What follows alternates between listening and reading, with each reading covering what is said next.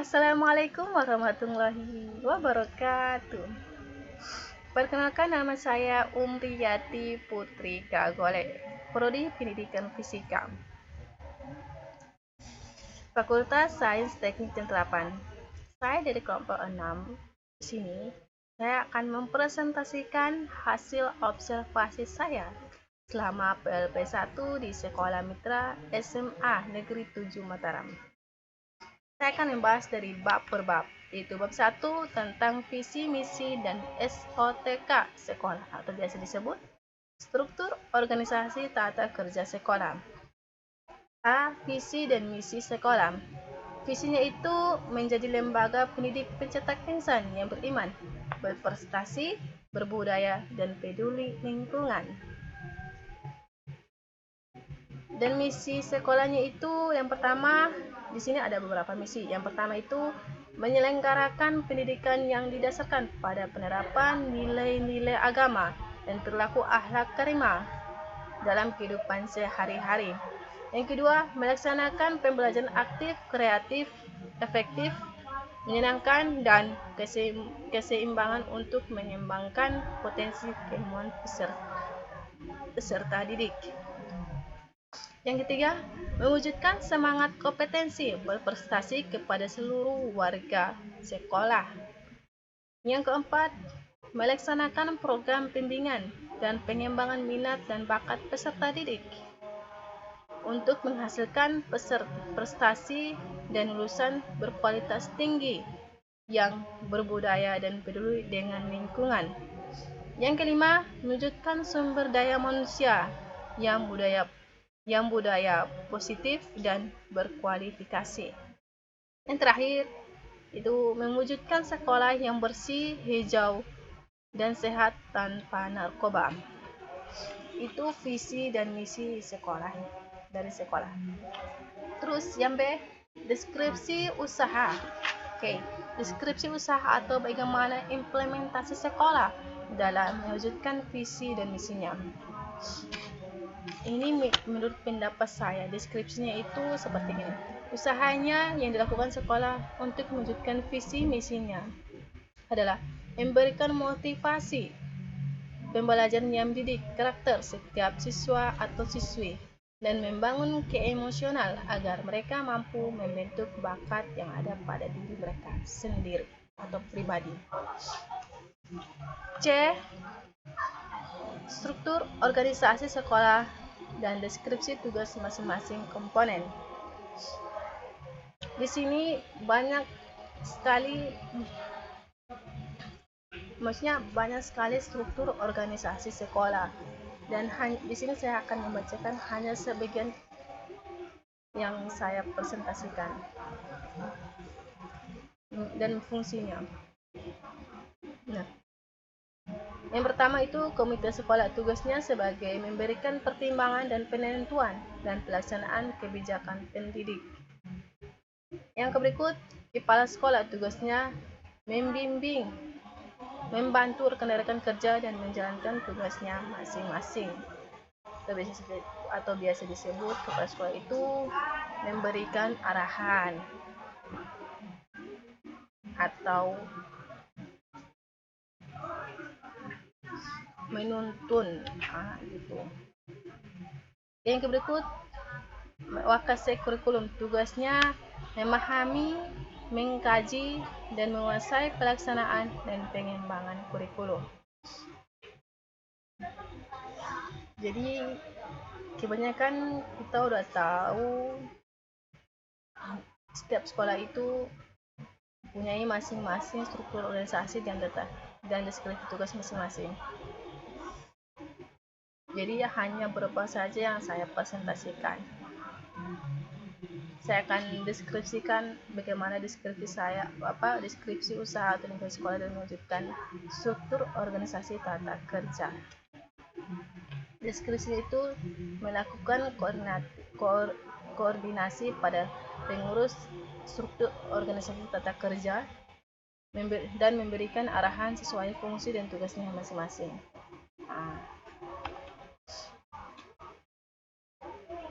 Lanjut ke bab 2, kultur sekolah. Oke.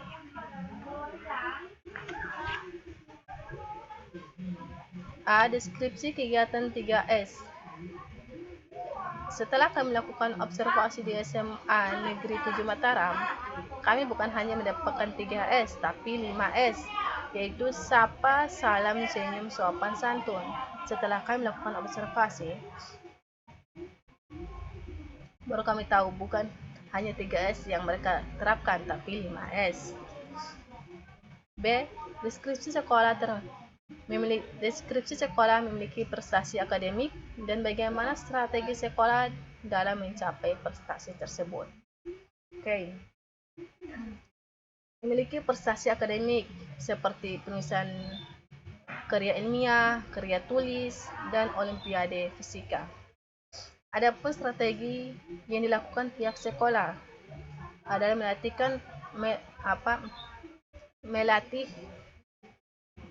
peserta yang akan mengikuti lomba itu sebelum lomba mulai. Sekitar pelatihannya itu 5 bulan, kurang lebih 5 bulan. Dan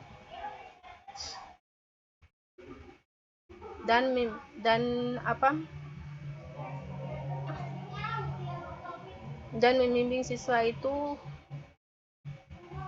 dengan materi-materi yang akan didapatkan pada perlombaan nanti,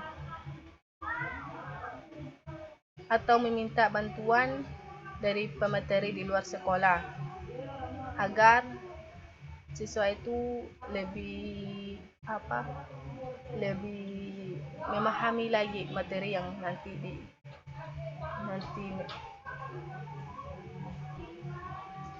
mereka ikuti,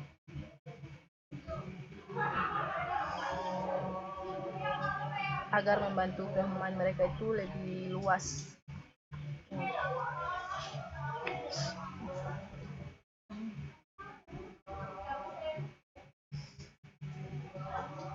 C. Hasil atau deskripsi sekolah memiliki prestasi non-akademik dan bagaimana strategi sekolah dalam mencapai prestasi tersebut. Ya, termasuk memiliki prestasi akademik, non-akademik. Contohnya itu pramuka. Contohnya itu perkusi dan pramuka. Strategi yang dilakukan pihak sekolah yaitu siswa selalu dilatih secara giat dan rutin sesuai waktu yang sudah ditentukan untuk mempersiapkan diri sebelum perlombaan dimulai. Namun ada kala waktu yang sudah ditentukan itu berjalan dengan baik karena ada kala waktu yang ditentukan itu tidak berjalan dengan baik karena waktu yang sudah ditentukan itu dari luar jam sekolah. Makanya ada beberapa siswa yang tidak ikut kegiatan tersebut dikarenakan kesibukan tertentu. Deskripsi peraturan penggunaan seragam sekolah. Mulai dari hari Senin sampai Selasa itu putih abu-abu.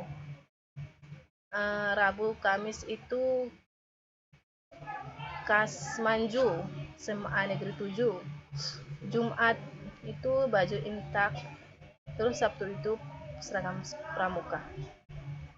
Yang berikut, deskripsi pemanfaatan teknologi informasi untuk pembelajaran, administrasi atau komunikasi.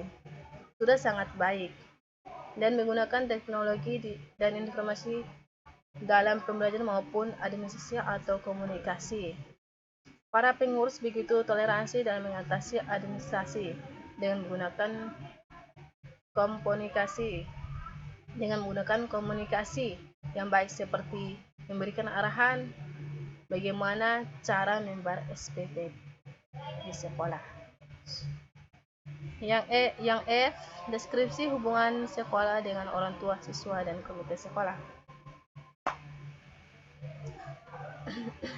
Hubungan sekolah dengan orang tua wali murid alhamdulillah sudah sangat baik. Dan para guru juga menerima aspirasi atau saran dari orang tua. Dan mengenai masalah biaya sekolah, mereka bisa langsung melalui bagian komite. Dan para siswa diberi solusi setiap masalah komitenya. Terkhusus wali kelas, siswa yang menanggung uang komite tersebut selalu diminta keterbukaan dalam keuangan komite agar pihak sekolah tahu apa penyebabnya siswa tidak bisa bayar komite sekolah.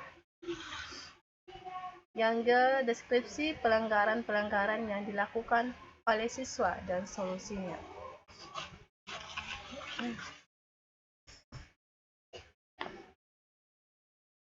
Ya, setiap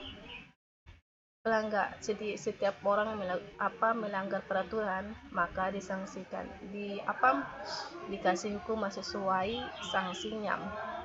Namun pada pihak sekolah tidak menjatuhkan hukuman langsung, tetapi mereka mencari tahu atau menanyakan dulu apa permasalahan sehingga dia melakukan perbuatan itu.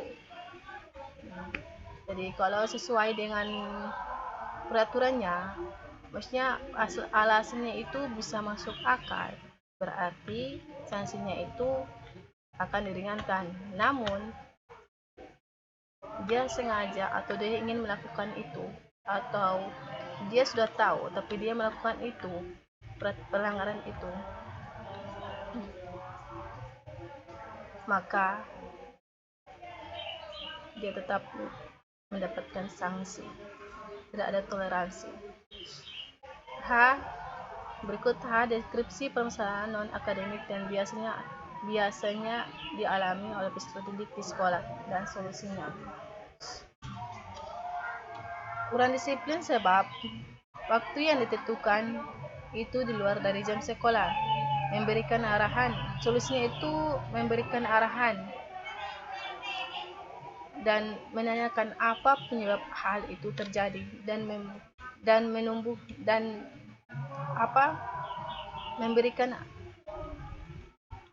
motivasi dan menumbuh semangat belajar mereka. Yang berikut bab 3, kegiatan kokurikuler dan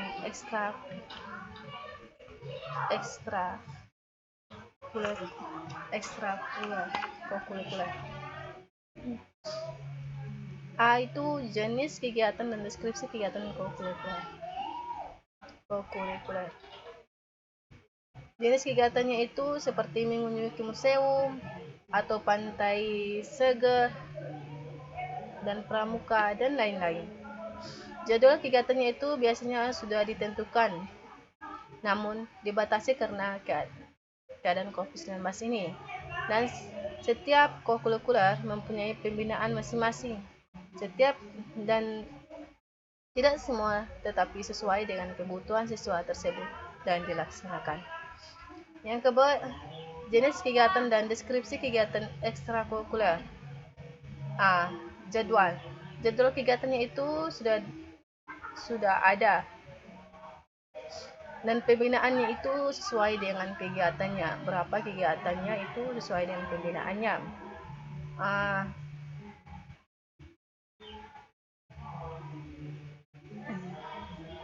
Dan contoh kegiatan ekstrakurikuler itu contohnya itu pramuka dan kegiatan OSIS yang diwajibkan bagi seluruh siswa serta dilaksanakan setiap hari.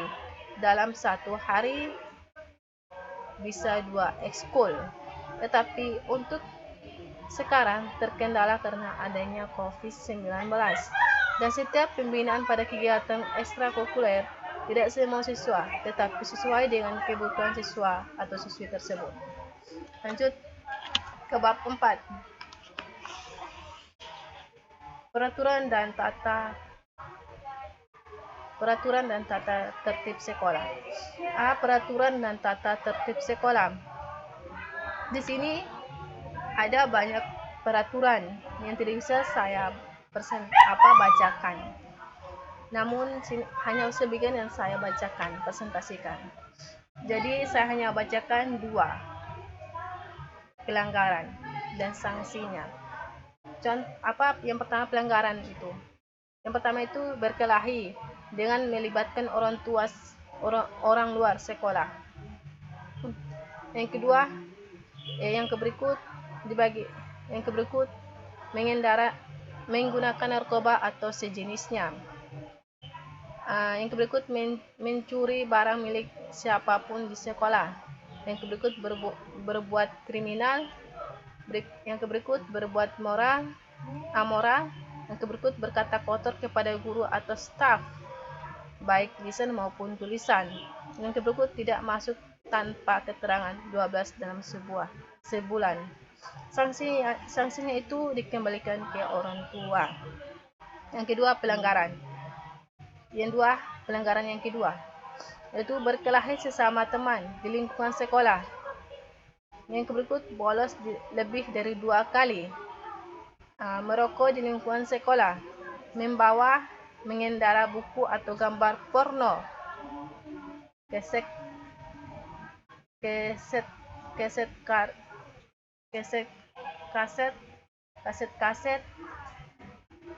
dan sejenisnya, membawa senjata tajam atau barang berbahaya lainnya, membuat keributan di sekolah, berkata kotor kepada teman, tidak mengindahkan kata-kata guru. Sanksinya itu dititipkan sementara ke orang tua selama 3 hari dan diantar masuk oleh orang tua. Hanya itu yang saya bacakan. Saya akan lanjutkan kepada bab berikut. Itu bab 5. Bab 5 itu kegiatan seremonial formal. Jenis kegiatan seremonial formal di sekolah. Jenis kegiatan seremonial formal di sekolah itu seperti hari ulang tahun guru, hari guru, dan ulang tahun PGRI dan Sumpah Pemuda. B. Deskripsi kegiatan seremonial di sekolah. Kegiatan seremonial di sekolah itu tetap dilakukan dengan baik walaupun dalam keadaan COVID-19. Contohnya kemarin itu hari guru. Namun kurang karena hanya beberapa guru dan sebagian siswa yang ikut merayakan hari guru tersebut dikarenakan dikarenakan COVID-19 ini. Itu deskripsi yang saya dapatkan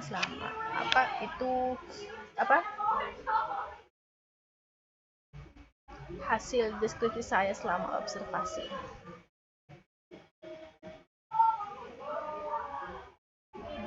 Yang terakhir, bab 6, praktek pembiasaan dan kebiasaan positif. Jenis kegiatan praktek pembiasaan dan kebiasaan positif. Banyak yang kita tahu bagaimana di sekolah itu mereka menerapkan praktek-praktek kegiatan pembiasaan dan kebiasaan positif. Contohnya itu mereka menyiapkan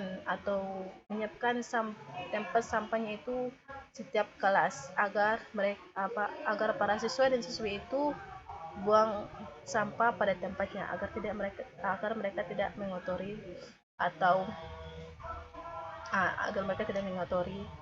atau membuang sampah sembarangan. Itu ada banyak sekali jenis kegiatannya. Namun kami kurang tahu apa keberadaan siswa kegiatan siswa karena terkendala COVID-19. Tetapi kami tetap mencari infonya. Contohnya seperti ada kegiatan bertemu teman dengan ucapan salam, senyum, itu kegiatan positif. Sopan. Terus di sekolah Semanju itu juga terdapat satu musola guna agar mereka melaksanakan sholat berjamaah. itu juga termasuk kebiasaan positif. Terus deskripsi yang B itu deskripsi kegiatan praktek pembinaan dan kebiasaan positif. Deskripsi saya praktek dan pembiasaan dan kebiasaan positif di sekolah itu kami tidak melihat secara langsung, disebabkan karena ada kendala karena COVID-19 ini. Jadi para siswa dan siswi itu tidak mereka melakukan pembelajaran daring. Jadi kami tidak terlalu kurang mengetahui pembiasaan dan kebiasaan positif. Jadi cukup itu penjelasan dari saya. Mohon maaf apabila ada kata kekurangan atau ada salah kata yang menyinggung. Di sini setiap deskripsi itu saya mendeskripsikan pribadi.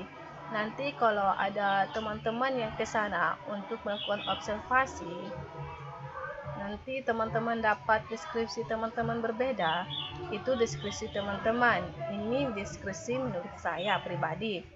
Jadi mohon maaf apabila ada kekurangan atau pembahasan atau penyampaian saya yang kurang memuaskan.